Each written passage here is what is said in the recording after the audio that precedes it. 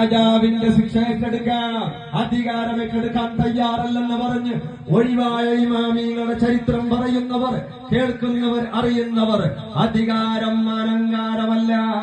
അധികാരം നാളെ പടച്ചുറപ്പിന്റെ മുന്നിൽ 1,24,000 അമ്പിയാ മുർസലീങ്ങള് അവസാനം സ്വർഗത്തിലേക്ക് പോകുന്ന പ്രവാചകൻ ലോകമടക്കി വരച്ച സുലൈമാൻ നബിയാണെങ്കിൽ അധികാരം ആഫത്താണ്, അധികാരം മുസീബത്താണ്, അധികാരം ഇടങ്ങേറാണ്.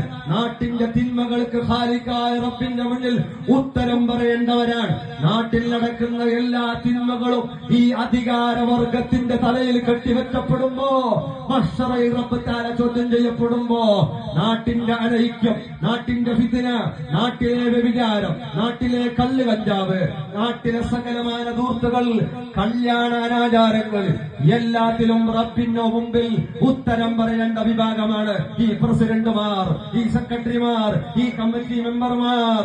ഇതൊരു അഹങ്കാരമായിട്ടോ ഇതൊരു രാജകീയ പദവിയായിട്ടോ കണ്ടുപോയാൽ തെറ്റി. ഖബറിൽ കടക്കാൻ സുഖമുണ്ടാവൂല, ഖബറിൽ കടക്കാൻ സുഖമുണ്ടാവൂല.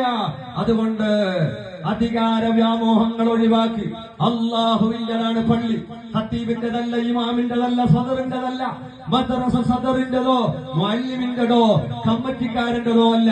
ഇതെല്ലാം റബ്ബിന്റെതാണ്. കളിക്കുമ്പോ സൂക്ഷിച്ചു കളിച്ചോ.